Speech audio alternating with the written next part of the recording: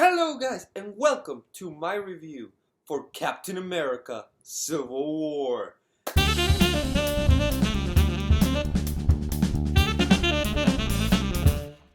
Oh boy, this is a movie that I was waiting for quite a while. Oh man.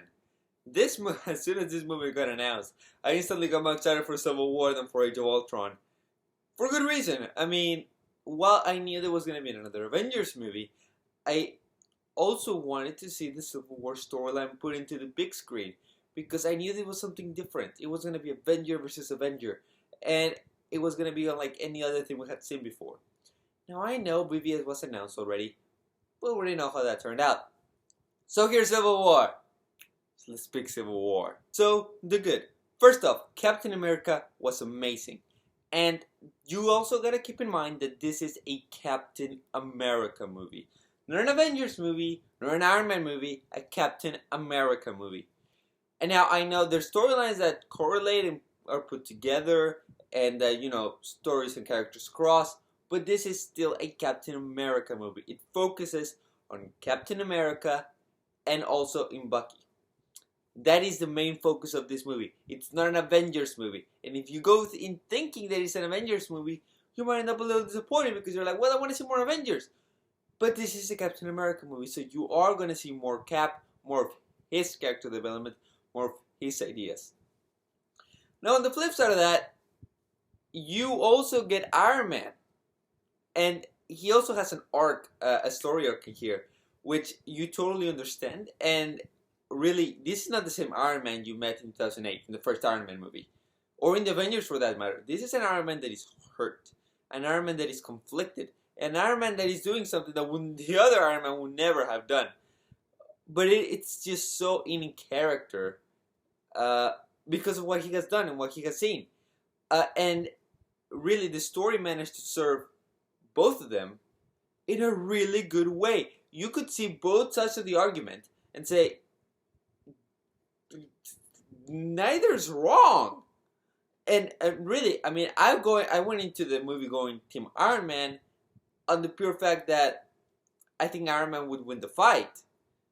But on the ideological aspect of it, I really do think Cap was on the right.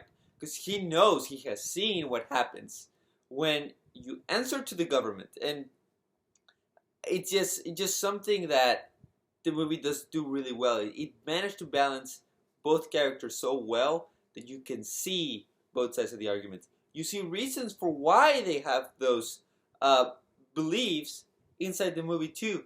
So you will totally understand what's going on with this movie, which is amazing.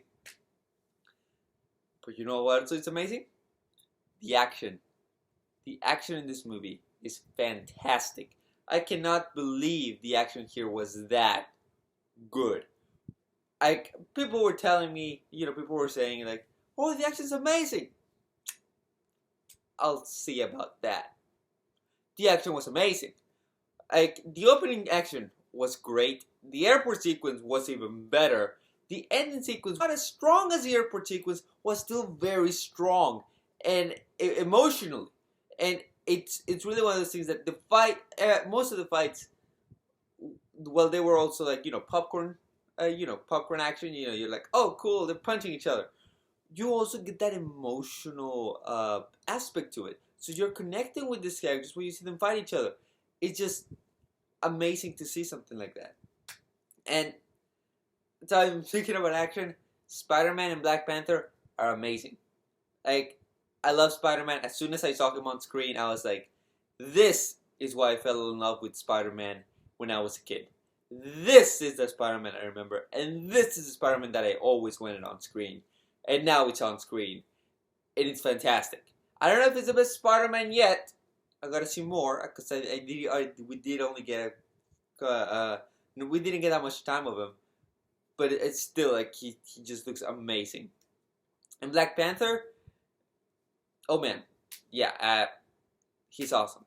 He's a badass. He's a complete and total badass.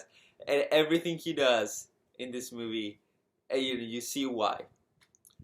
Granted, do both Black Panther and Spider-Man really need to be in this movie? Maybe not. You could have probably do it without them. But do they bring a lot to the table in the movie? Yes. Yes, they do. And I think that's just the best thing to see. Is like, well, there's some things that feel shoehorned in. The movie's still amazing. Also, the humor. And while people say that, Marvel movies are too kiddie, the Avengers of Ultron had too many jokes. And it wasn't serious enough. Mainly Ultron. However, this movie managed to balance all those dark moments, dark emotional moments, and sometimes just add a sprinkle of humor to it. Because you don't want it to feel too heavy at the end. You don't want to feel, that a total emotional burden at the end. You want to have some of that humor to help you along, to still keep you, joyful. That's what this movie is. This movie's joy. And you're going to be very happy seeing this movie. It's not something that you should, just totally be super serious and dark on. And while that works for some movies, mainly movies like The Dark Knight, it doesn't work well with heroes like this, which heroes are colorful and joyful. Something like Spider-Man, you cannot put Spider-Man in a dark movie. Iron Man, you can put in a dark movie, but he's still gonna have his humor. So Ant-Man cannot be in a dark movie. So these characters do fit in really well, and they do balance the film really well. And as an extra thing, the cinematography in this movie is fantastic. It's just beautiful. Some of the imagery they use in this movie, it's straight out of the comics, and it is beautiful. It's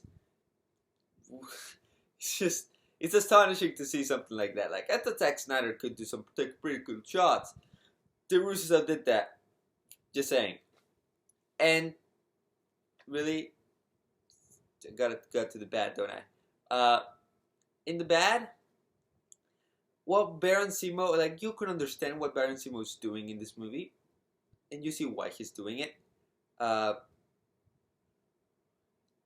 His plan is not the easiest to follow, and you really won't understand until near the end.